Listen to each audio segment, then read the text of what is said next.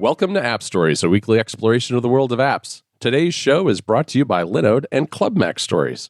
I'm John Voorhees, and with me is my very special guest, Mr. Casey Liss. Hey, Casey.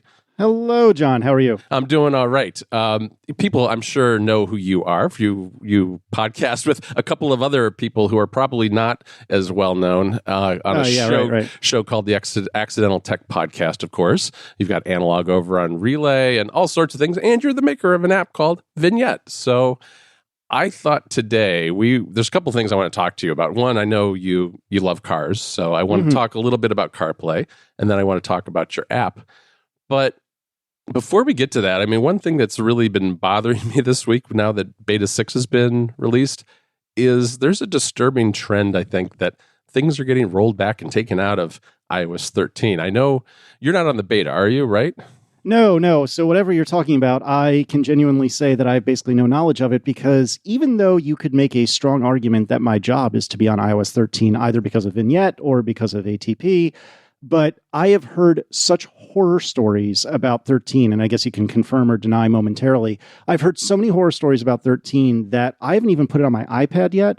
And, I shouldn't say that on App Stories. Federico isn't here, right? So I'm okay to say things like that and disparage his beloved. Yes. I was thinking that, I don't want to let this out of the bag completely, but this is really more of an audition than it is a guest appearance, because that guy really, he just disappeared on me. And I don't know when he's coming back. He's off, roaming around the beaches of Italy. And if he doesn't come back, Casey, you're right at the top of the list. I am ready and waiting. Of course, we should say that Federico is working, right? He's yes. on the beach working, and this is an audio medium, so you can't see me doing the world's most emphatic air quotes right now, but he is working on the beach. But anyway, to go back to your original question, so iOS 13, normally by now, like late in the beta season, I'll put it on my iPad, where as much as I really genuinely do love my iPad, I have an 11-inch iPad Pro. It's the first iPad I've had since I bought the previous mini. What was it? The 4th gen back, 34 years ago when it was brand new.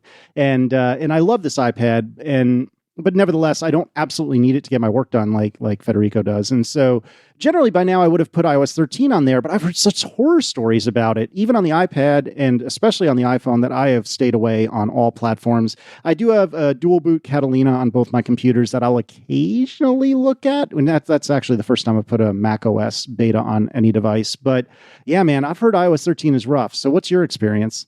It has been very rough, and I actually now have the beta on all of my iOS devices. Just as of yesterday, I finally I'm so sorry. Yeah, well, it's part of the job, right? I started with an iPod Touch and an iPad Mini with it on from the very get-go, but I didn't put it on my phone until 4, and we can get into this in a moment. One of the reasons I had to put it on my phone was because I was doing a story on CarPlay in iOS 13, and the CarPlay only works with an iPhone, so that was necessary. And now I'm working on a story about Sidecar, and while the Mini is kind of interesting to use with Sidecar, I really needed to get the full experience with a bigger iPad Pro to see what it's like. So that's what pushed me over the edge with the very final device. Yeah, it's not been good. The things that have been pulled out that I've noticed so far are, we know from a couple of weeks ago that automations got pulled out of shortcuts and out of the Home app, and that they at least said in the release notes that those are coming back. Just with 6, there was a automatic ETA sharing in Maps and a share ETA in CarPlay. Those are related features. Those both have been pulled, I didn't realize that. Yeah, it's they're both really good features. They're a little rough around the edges, but both are gone. And now shared folders are gone from iCloud Drive. Because, of course. Yeah, it's so we'll see. There has definitely been super rough edges around iCloud Drive. I've been scared to death that I'm going to lose some important information. I've had an okay experience, but I've also been extremely careful with that stuff. So anyway, I think it's still good advice to stay off these unless you have a really good reason to jump in. But it's with Catalina, I'm doing the same thing you are. I've got an external SSD that I'm booting off of. Yeah, so that's been working pretty well, and it too is rough. And I actually had a moment yesterday. I was like, I'm just going to put this on my main Mac. And then I slap myself in the face and turn back, because that's not a good idea. It does get in the way of getting work done, though. And it's, as we talked about before with Federico on the beach, it's interesting because Mac Stories this time of year is pretty quiet on the site because not a lot of developers are releasing new apps. There's not as much news. But the funny thing is that we actually are probably busier right now than we ever have been, just because we're ramped. August is when we ramp up. We're taking a couple of weeks break from Club Mac Stories, and that's partly to just be heads down writing for the next several weeks, and that'll all start. We'll start publishing all that stuff whenever Apple gets around to releasing the OSs. Maybe October or November. I know that would be interesting. I wouldn't at this point. I wouldn't be too shocked if that happens.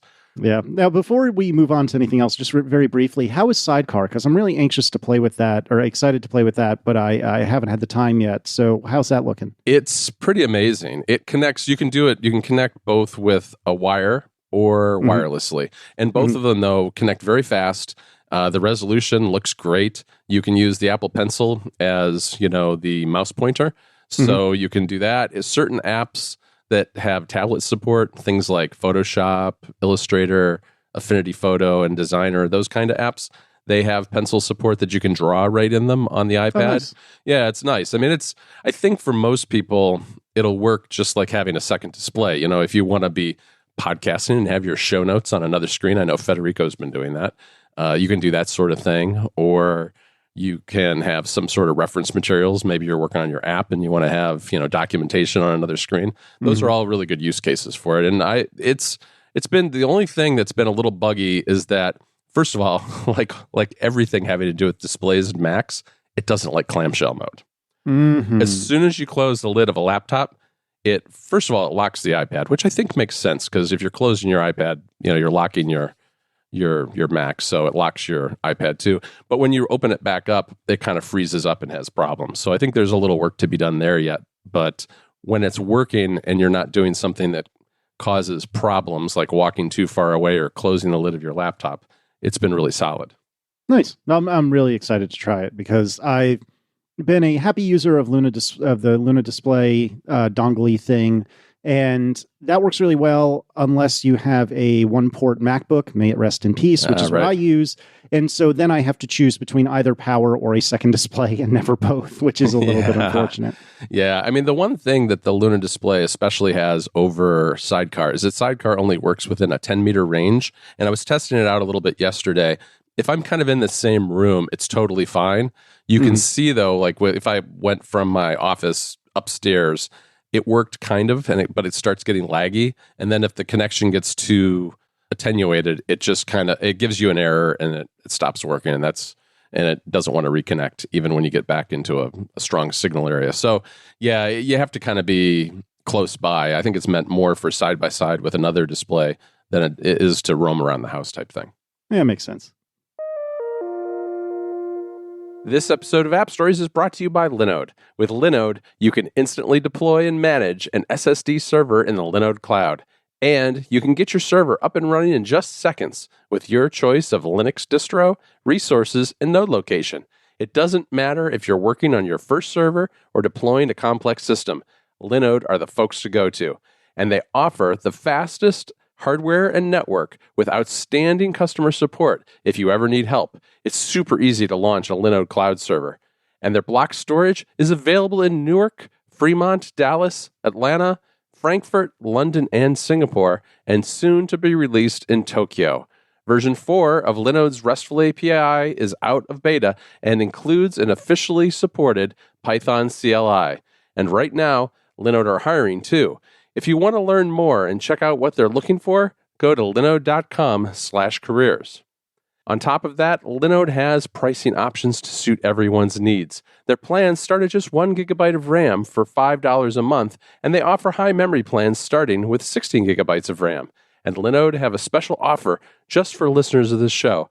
As a listener of App Stories, you can go to linode.com/appstories and use the promo code AppStories2019 to get $20 toward any Linode plan. On the 1 gigabyte of RAM plan, that's 4 free months. And with a 7-day money-back guarantee, you have nothing to lose. Give Linode a try today. It's linode.com/appstories and the promo code appstories2019 to learn more, sign up, and make the most of that $20 credit. Our thanks to Linode for their support of the show. Casey, we need to talk about CarPlay because you and I had a conversation way back in 2016 about CarPlay because this was before App Stories existed. We did a series of interviews with developers at WWC that year, and you and I talked a little bit about CarPlay because it just so happened about a month before WWC that year, I got a Honda Accord with CarPlay, and we were talking about the benefits of that, and I loved it. I mean, it was absolutely fantastic, and I understand that you have a car in your household now with CarPlay too, right? Yeah, we actually have two. So a couple of years ago, 2 years ago, we bought my wife a Volvo XC90, and she had not bought a car since literally 10 years prior. I think we were within a month of the 10-year birthday anniversary, whatever, of her Mazda that she had previously, and she was pregnant with our second kid, and we knew we wanted something a little bigger than a regular sedan. And so we had intended to get something used, and this was in summer of 2017. And we had intended to get something used, but one of the things that I'd known was that I absolutely wanted to really must have CarPlay in that car.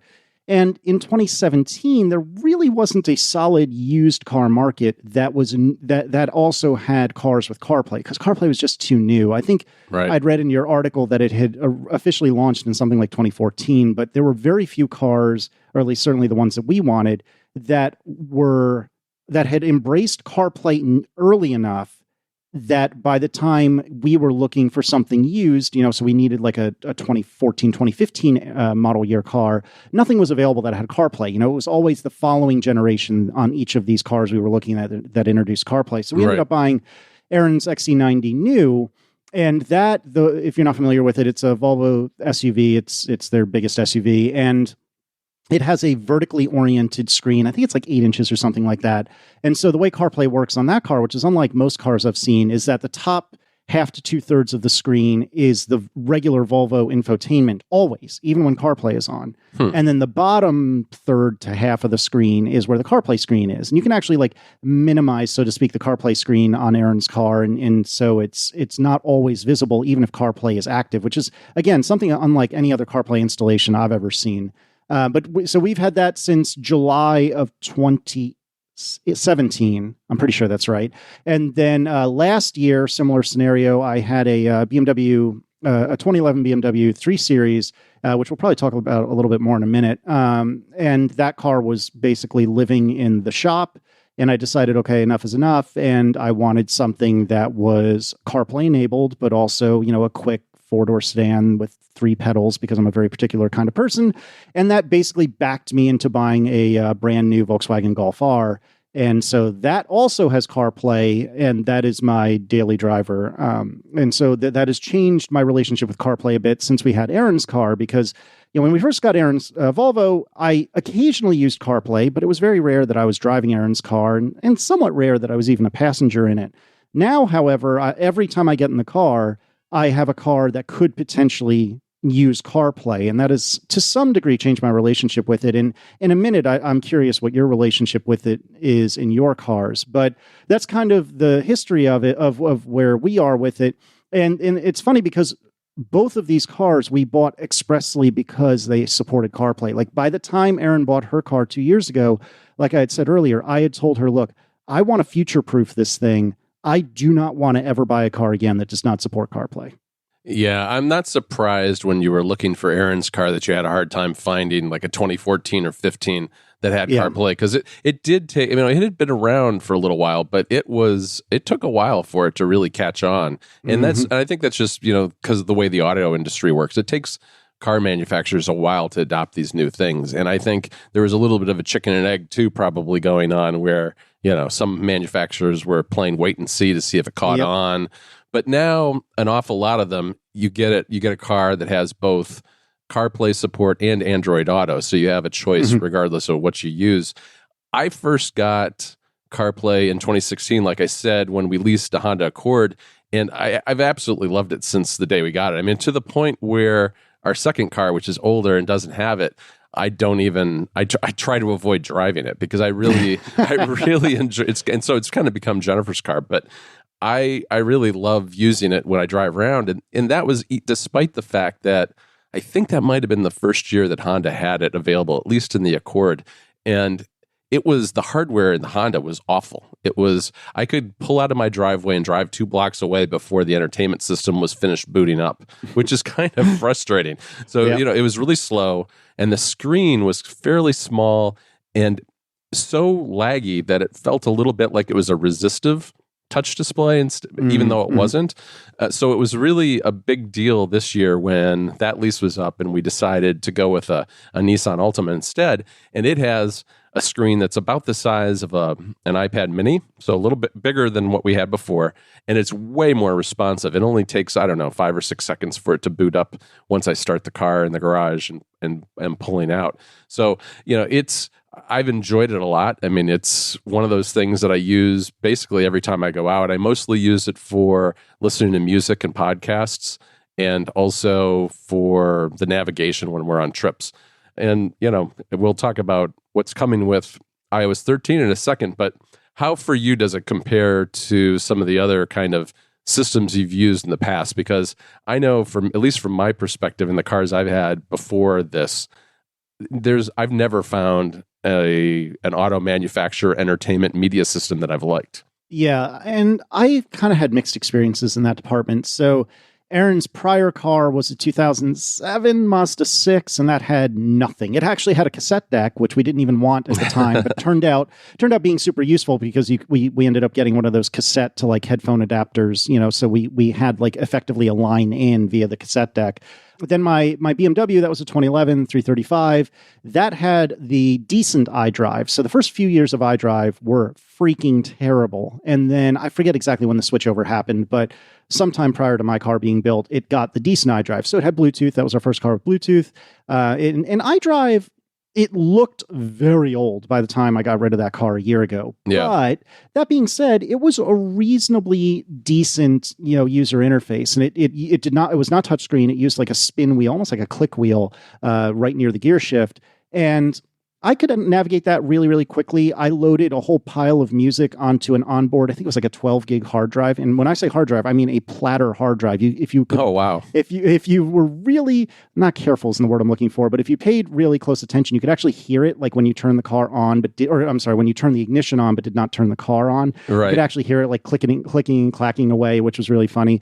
So yeah, so it had an onboard hard drive that you could put a USB key into the car and then suck like MP3s onto the hard drive, and then you could just have them anytime you drove. And that's what I typically did. Or if I were to listen to podcasts, I would do it over Bluetooth.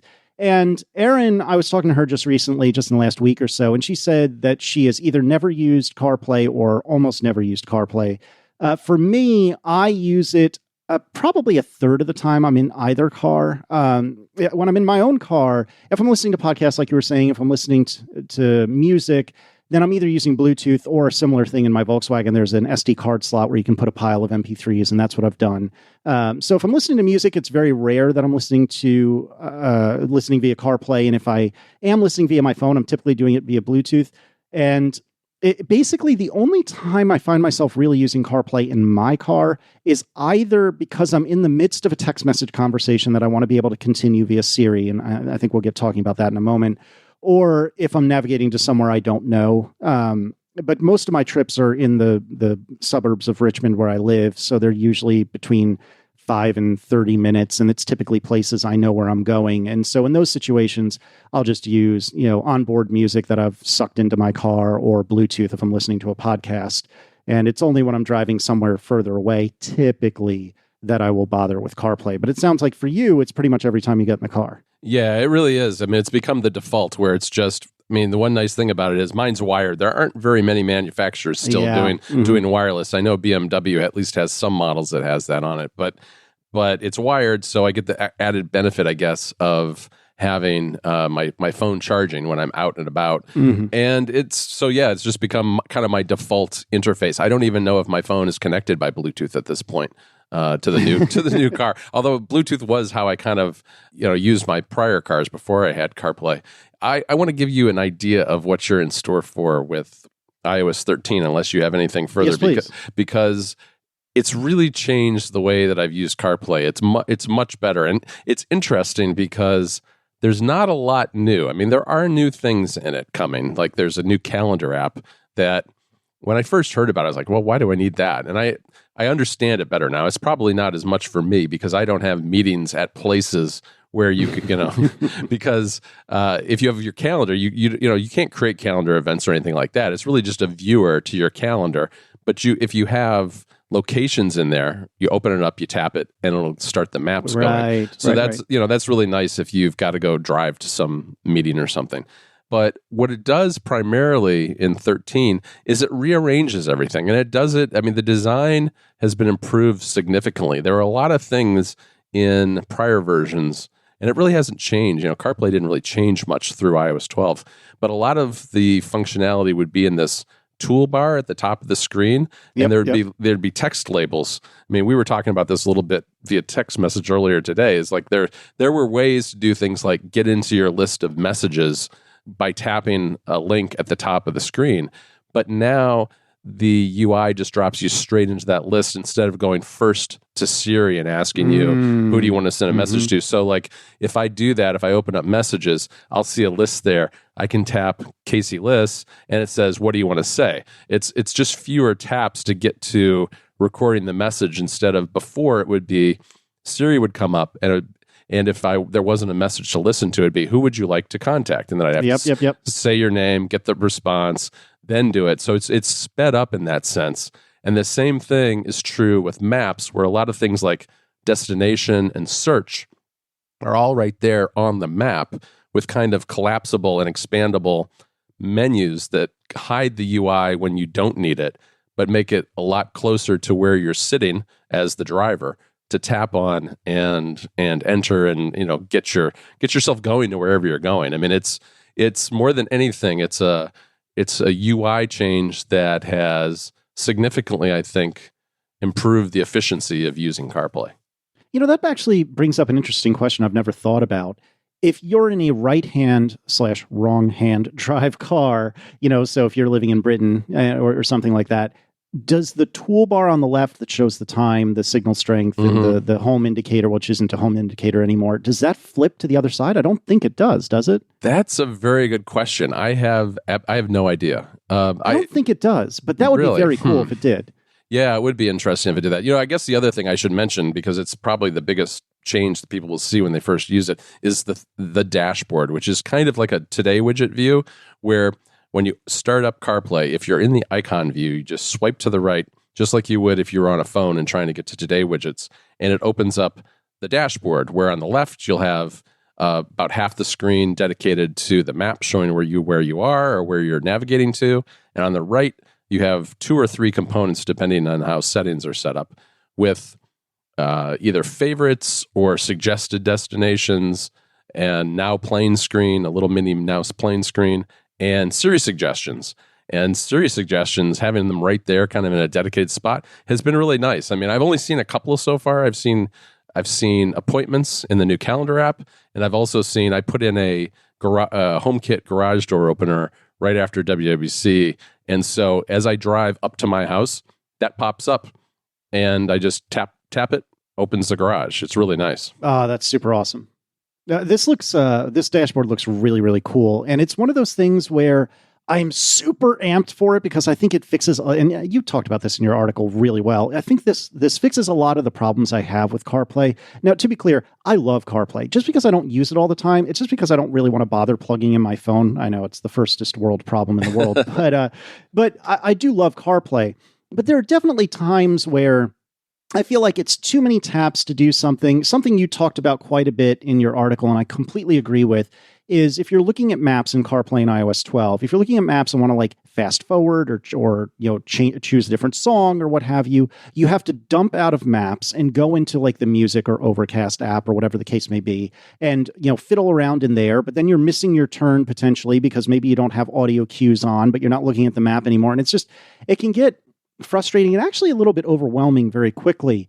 And, obviously when I can, I'll use steering wheel controls to do these sorts of things, but you can't do everything with, the limited amount of buttons on a steering wheel. And this dashboard view looks like it puts everything at finger's reach, which is exactly what you want, particularly when you're hurtling a 3,000-pound object down the road at 60 miles an hour. So this looks really great. The only thing that, scared is too aggressive a word, but the only thing that kind of scares me about it is I'm going to want like Waze to do this 2-pane view where I have the map in one pane and the next turn in the upper right pane. I'm going to want Waze or maybe even Google Maps to support that. And I will be quite surprised if that's supported at all, much less anytime soon. Yeah, it's not supported right now. And that's one of the things I point out in the article is I'd like this to become like Apple Watch faces where you can have, you can have your road trip dashboard where you're going on a long car ride and you'll have the maps. But if I'm running errands around town, I'd rather that big map display be music or something with a little bit more functionality built right into it. So yeah, I don't know. I'm a little skeptical about that coming, but it'd be cool to have third parties like Waze or whomever, being able to make widgets for this dashboard at some point down the road. Yeah, and alternatively, maybe I'm jumping ahead here, but one of the things that I got really excited about when I was sitting at the keynote presentation at WWDC is Apple made like an offhanded comment that there will be API support to be able to use other displays. And what they mean by that, amongst other things, is that, for example, both of our cars here at our house have digital dashboards. So there are no physical gauges. It's just another screen. Right. And one of the things that's really great is both cars with their onboard navigation support putting the map in the dashboard. So in between the speedometer and tachometer, you can see a map of where you're going and your next move and so on and so forth. And up until up through and including iOS 12, there was no API support for that from CarPlay. There was nothing Waze or Apple even could do to put anything on that other screen. And now with iOS 13, that is theoretically possible. The problem, though, and I'm pretty sure you said this in your article, is that the likelihood that car manufacturers are going to support that anytime soon is basically zero. And for people like you and me, cars that have already been delivered to their owners, they're never going to get an update. I mean, some manufacturers are better than others, but it is extremely unlikely that our Volvo or Volkswagen are going to get an update to support this, which is a super duper bummer because I think that would be extremely nice to have. So this way, that would take some of the pressure off of Waze or Google or whomever adopting this like multi-panel view, because in theory, one of the quote unquote panels is behind your steering wheel in the gauge cluster, and the other panel is just on the CarPlay screen. So I'm really looking forward to this for when we buy our next cars in 5 to 10 years. Yeah, that is the problem with it. I mean, I don't see this coming either anytime soon for most manufacturers, but they did announce at WWDC, Apple announced a bunch of new APIs for irregularly shaped displays and these second screens like you mentioned and all that. So, there's going to be greater flexibility down the road for manufacturers, and hopefully we'll start seeing those in cars. But I don't know, maybe next year's models, something like that, we'll start seeing this stuff. We'll have to see. This episode of App Stories is brought to you by Club Mac Stories. It's a little bit of a change of pace, but I want to tell you about something else that we do here at Mac Stories this week, and that's the Club. The Club has become one of the pillars of what we do at Mac Stories, along with, of course, the website and these podcasts. And you've probably seen the Club mentioned when you visit macstories.net. But if you're not already a member, you may be wondering what that's all about. Well, here's the thing. If you like what Federico and I and the rest of the Mac Stories team does on the site and with these podcasts, it's worth checking out the Club too, because what the Club does is it allows us to share even more about the apps and the people who make them than we could do through any one individual part of the site. We do that a bunch of different ways, but first of all, I want to tell you about the newsletters that we have. There are 2 of them. Then the first one is called Mac Stories Weekly, which is delivered each week to your inbox and is packed full of our favorite apps, themed collections, tips, automation workflows, answers to reader questions, featured home screens, interviews, and lots more. Right now, we're on break until August 23rd, but we'll be back that Friday with an all-new issue. We also do a monthly newsletter that features a wide variety of essays about current tech issues of the day. On top of that, we produce a monthly podcast called Mac Stories Unplugged, which is just for members, and we offer perks from app developers throughout the year. There's even an archive of club-exclusive shortcuts and past issues of the newsletter that are available just for members. We're coming up on the 4th anniversary of the club, which means even more goodies are in store for members. There will be discounts on apps and services, and when Federico publishes his iOS 13 review, there'll be club exclusives that go along with it too. So, if you haven't checked out the club yet, go to club.macstories.net to get all the details and check out a sample issue of one of our newsletters. All of that is just $5 a month or $50 a year, which is a great deal. Again, that URL, it's club.macstories.net to learn more, sign up, and get even more of the things you like best about Mac Stories. All right, Casey, I want to talk to you about your app, Vignette. Tell me a little bit about what it does, why you built it, and that sort of backstory stuff. Sure. So Vignette is an app where the purpose is for you to be able to take your contact list that's stored within your phone and update the images, the little thumbnails, the avatars, if you will, for each of your contacts. And so if you're anything like me, you're very lazy about putting in images. So, for example, you, John, are probably just JV in my phone because by default you are, and by default, iOS will just put in a gray circle with the white with the person's initials in white, and that's not very easy to parse, particularly when you're looking at a whole list of bubbles either on the Mac or on messages on your phone. And so Vignette's idea was, well, let's see if we can fill in, so to speak, those bubbles with actual avatars. And this all started by me just goofing off one night and thinking to myself, you know what? Gravatar, which is a service that's now owned by the same people that own WordPress, but a couple of years ago it was just its own independent thing as far as I know. Well, Gravatar is supposed to be like, I think, what does it stand for? Like globally referenceable avatar, something like that? Yeah, something like that. I forget exactly what it is. That's how we do our little avatars on Mac Stories is using that kind of thing because we use WordPress. Yep, exactly. So the idea being any person with an email address can log in or create an account at Gravatar and say, hey, this is my officially blessed canonical avatar that can be used across the internet everywhere. And so a lot of services, in fact, I think GitHub might do this as well. A lot of services will just look to Gravatar and say, okay, that's this person's avatar based on their email address. And I figured, Gravatar was written by nerds for nerds. It was written to have a decent API. And guess what? It has a very, very good, very easy API. And so I got goofing off and trying, to figure out, could I fill in my contact list, which is honestly predominated, or occupied mostly by nerds, so the kind of people that would have a Gravatar, could I fill in my contact list with people's Gravatars? And I started goofing off. And in fact, when I created the GitHub project for Vignette, it was and is actually still named Gravatar Fetcher. Very, very catchy, very interesting name. But that's where it all started was, hey, can I look at Gravatar and try to figure out, new avatar images and then stuff them into my contact list so I don't have to look at these gray bubbles all the time. And then once I got that working, I thought to myself, well, I wonder if I could get Instagram or Twitter or something like that. And around this time, I started talking to my friend and co-host Mike Hurley about it. And he started to, give me a lot of pressure in a good sense saying, this might have legs. Like, see what you can get integrated with this, but you might be getting somewhere. This might be worth it to more than just you. And so over time, I was able to hook up Facebook, Instagram, Twitter, GitHub, Gravatar, of course. I feel like I might be forgetting something, but those were the big ones. And the key to Vignette is I was able to hook all these up without requiring you to log into any of them. Right. So if the downside is you have to provide this information to Vignette by way of your contacts. So in iOS for years and years and years, there's been a section called social profiles, if I recall correctly, and therein you can mark, this person's Twitter handle is Casey Liss, this person's Instagram handle is Casey Liss, and this person's, Gravatar, or actually Gravatar wouldn't be there, but this person's Facebook ID, I think mine is Casey.Liss or something like that. So you can fill in all of these social media profiles.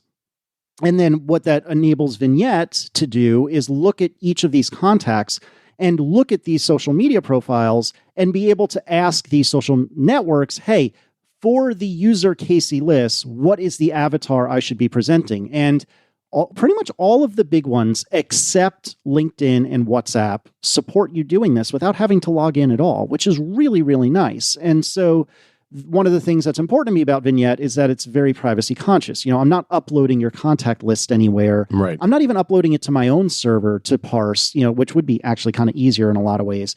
It's not getting uploaded anywhere. All I'm doing is making a bunch of requests for individual contacts to see, hey, is there an avatar for this person? Is there an avatar for that person? And so on and so forth. So to kind of wrap up this already too long story, it was in a kind of okay state by the end of April, beginning of May. And then there was a Mark Gurman article that said, hey, Apple's going to allow you to set contact images, set your own contact images in iMessage, and it will be pushed to your friends' phones. So you can set your own avatar, and it'll get pushed to other people.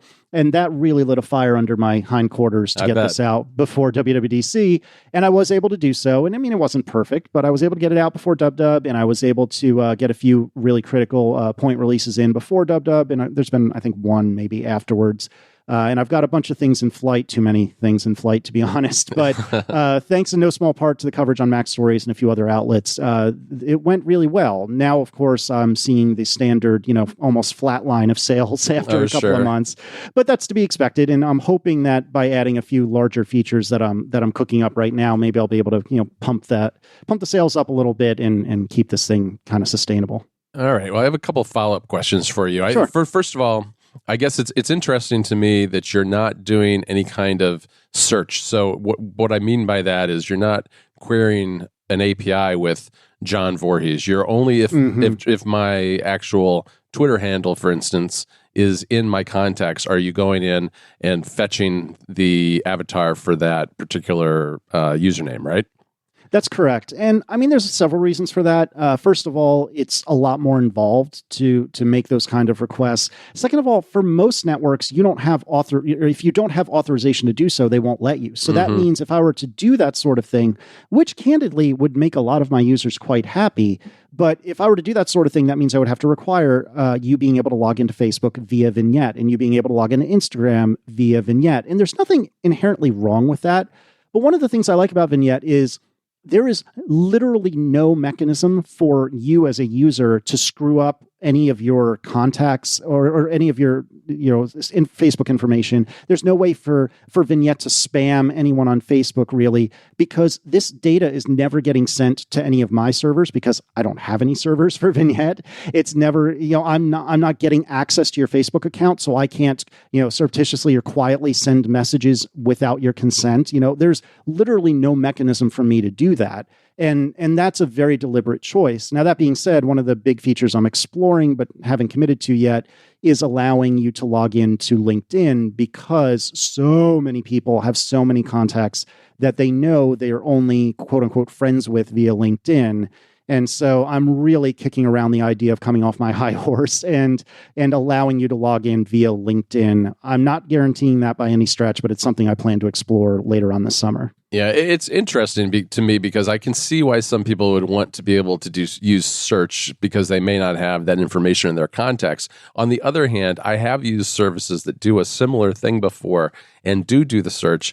And the problem with them is that, it's the David _Smith underscore David Smith problem, right? If I have David in my contacts and it goes out and does a search for David Smiths, it's going to return a ton of results no matter what from any service. And so at least I think one advantage of the app is that people can rely on what comes back, that it's accurate as long as they accurately put in the usernames into their contacts, which is really nice. Yeah, and that's the thing, right? It's the yin yang of Vignette, is that it is only as good as the data you give it. And I'm not going to lie to you, it is tedious, especially if you have hundreds or even thousands of contacts, to go through each of them and put in their Twitter, Instagram, or Facebook handles or what have you. But to me, that juice is well worth the squeeze, because I'd much prefer Vignette working this way as a user, much less as a developer. I'd prefer working this way as a user. And so I find myself willing to put in that time. I've certainly gotten plenty of very frustrated and sometimes angry emails from people saying, hey, I got or even paid for this app, and it only found 10 results. What's the deal, man? Like, why is this such a piece of crap? And I have to say to them, look, it may be a piece of crap. I don't know. But to me, in my experience, it works really well as long as you're willing to put in the effort on your side. And sometimes people totally understand, and sometimes people get really frustrated. All right. You mentioned that Apple has this new feature coming out with iOS 13 where you can kind of push your favored contacts photo, avatar, whatever, to your friends and contacts. How do you think that that's going to affect Vignette? I think for people who are lucky enough to live a 100% iOS life, I think it will make Vignette useless because, all of your friends hypothetically will be on iOS 13. You will be on iOS 13, and hopefully all of you will push your preferred contact images to each other. And then all is well in the world. I mean, if my ultimate goal is for users to have pictures for their contacts, then really I don't care how it happens. I just want everyone to have pretty pictures instead of initials with gray circles behind them. And in that sense, that's great. However, if you're like me and you live in a mixed world, so my family is all on iOS, but Erin, my wife, her family is all on Android. And so for those scenarios, and if you have, friends like that, where, maybe you have a bunch of friends on Android, then Vignette is still very relevant because those Android users aren't going to have any mechanism for pushing their contact images into your, messages list or anything like that. And the other thing I'm not sure of, and maybe you can tell me either today or tomorrow, is, if I push my image to you, does that become the contacts image, or is that solely sandboxed and limited to being within iMessage? Does that make sense? Yeah, no, it does make sense. It does end up in contacts. Okay, and, there you go. But I will tell you that it's still kind of broken in the beta. It's one of those things where the other day I got an alert that said, I got new avatars from Mike Hurley and Federico Viticci, and I accepted them, and all of a sudden I had MH and FV. Nice. So yeah, it stripped what was in there, which was no good. But yeah, hopefully that gets fixed before it gets released. I want to skip ahead a little bit from our outline because I don't want to go too long, but I really want to ask you about building Vignette because, you used to work in a company with a bunch of people, and so did I back in the day. And there's certain things when you go out on your own as an independent developer or writer or whatever that change when you do that. You don't have the same group and support system around you that you had in the past. And I'm just curious, how has what you've, when in building Vignette, how did that change for you? And what were kind of the pain points and maybe, I guess, also some of the benefits of it?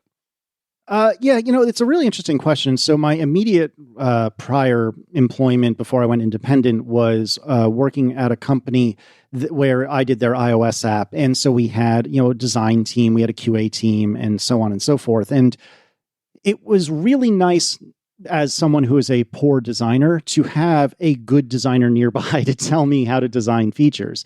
And I didn't have that for Vignette. However, I was extremely lucky and blessed even to have a really good network of friends who took pity on me and my horrible designs and pitched in without any request for compensation and pitched in some design work. And I didn't even ask for it. They just said, hey, have you considered doing something like this? And so Ben McCarthy is one of these people. They gave me a kind of a mock-up that got me started in the right direction. And then my other friend, Jelly, who you would perhaps know as Daniel Farrelly, he's the creator of GIF Wrapped. Ben McCarthy does Obscura, the camera app. Well, anyways, Jelly took Ben's design and then really ran with it and really made it look quite good. And were it not for the two of them, I don't know what I would have done design-wise. I don't know if it just would have shipped and looked truly terrible. I don't know if I would have, had to cut my earnings by quite a significant margin by paying somebody to do it. I'm not sure. But out of the kindness of their hearts, they did this for me, and that was extremely cool. That being said, I still wish I had a dedicated QA department because that would be super nice. I don't think I shipped any particularly large bugs, but certainly when you have contact lists of multiple thousands of people, I don't understand people that work like that. Like I can barely keep my 300 or 400 contacts straight, and I could probably remove 100 of them right now. But I've gotten reports of people with upwards of 5 or even 10,000 contacts. And holy moly! Yeah, Vignette, I'm not going to lie, does not do the best with that many contacts. But having a QA department would have been nice. So I guess in summary, I had a really great network of friends that were kind enough to volunteer and help me with these sorts of things. And I think in no small part, that's because I've been a part of this community for several years now. If I was really and truly independent in the most literal and strictest sense of the word, I don't know what I would have done. Again, I cannot stress enough how thankful I am. I mean, it was more than just Ben and Jelly, but Ben and Jelly in particular stand out as having put in far more effort than I deserved in order to help me out, and it did so out of the goodness of their hearts. So it's a hard thing to do, man, when you're just by yourself. And even with their help, there were a lot of times I wanted to just completely bogart all their time and ask them, hey, let's do a design session and let's go back and forth about this, or what about this, what about that? And I tried my darndest to just make sure that I only asked really critical questions or didn't ask anything super open-ended, right. Because I wanted to be respectful of their time. Yeah, no, I had a similar experience when I was developing Blink. I had Forgotten Towel. He helped me with the design, because there's something about, I don't know, design is not my forte either. And I can look at an app and say, oh, that's a nice design. I like that. But yeah, exactly. Being able to make a nice design that I would like, I have no idea how to do it. And it's same. It's really, really tough. And if you can find someone who has the ability not just to tell whether something is a good design, but also help you implement a good design, that is super, super valuable.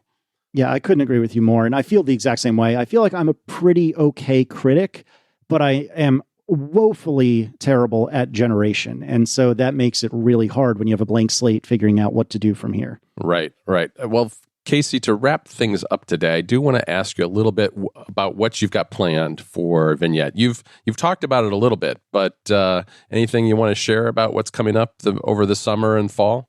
Sure. So currently in beta is what I keep calling duplicate detection. What I mean by that is not duplicate contacts, but duplicate images.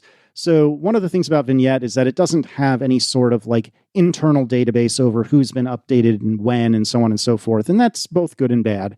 But what that means is if you were to run Vignette once and have it update everything it can and then run it again, it will offer to update all of the things that it just updated, because it has no knowledge of what you've committed and what images look the same and what don't. And so currently in beta is duplicate image detection, where it will look at all these images and not recommend them if they look the same. So my Twitter avatar, for example, is me bearded looking slightly down to the left, and if it sees that my current image in contacts is me bearded looking slightly down to the left, and it looks at Twitter and says, well, that's me bearded slightly down to the left, then it will not recommend Twitter to overwrite what's already there because it's the same. And of course, that isn't perfect, and that's not using machine learning or anything like that, or at least not currently. It sounds like there's some new stuff in 2019 and in iOS 13 that I need to explore. But anyways, that's going to ship very soon. I'm just not quite sure when yet. Like I said, I need to do, or I'm looking at doing LinkedIn integration, but before that, I'm probably going to have to bite off the iOS 13 stuff like dark mode, most especially. Sure. I would also like to revamp. I have a couple of places that are really hacky to do things that shouldn't be difficult to do, but in iOS 12 were very difficult to do. But UI collection view in iOS 13 got some really incredible improvements. So if you think about most iOS apps, if it's a vertical list of things that you scroll up and down, like mail or messages, for example, that's probably a table view. And if it's a lateral list or a list where it's like objects of varying sizes, big and small and medium and big, small, medium, then that's probably a collection view. And that thing, the collection view, got way nicer in iOS 13. So I'm going to be able to pull out a bunch of my gross hacks in order to make them work in a much more reliable way. And that's probably step 2 after the duplicate detection. And then step 3 is at least exploring LinkedIn integration. That sounds really great. All right, Casey, I want to thank you so much for joining me today and taking the time. I really appreciate you coming on and filling in for Mr. Viticci. Yeah, the pleasure is all mine. I hope my audition went well. I will be ready and waiting for my call to arms whenever you need me. The call will be coming and the check is in the mail. So wonderful. All right, Casey, where can people find you online if they want to see what else you're working on? Sure. My website is caseyliss.com. I'm on Twitter at Casey Liss, CaseyLiss, and Instagram as Casey Liss. Those are the primary places to find me. I'm on most other social things, usually as my first and last name if you want to look anywhere else. All right. Well, I want to thank our two sponsors again today. That's Linode and our own Club Mac Stories. And you can find me, of course, over at macstories.net writing. Federico's over there writing. Actually, he's writing at the beach today, I think. But, you know, he pops up on macstories.net from time to time. You can find me, too, on Twitter and Instagram as @JohnVorhees. That's JohnVorHWS. Thanks, Casey. Thank you.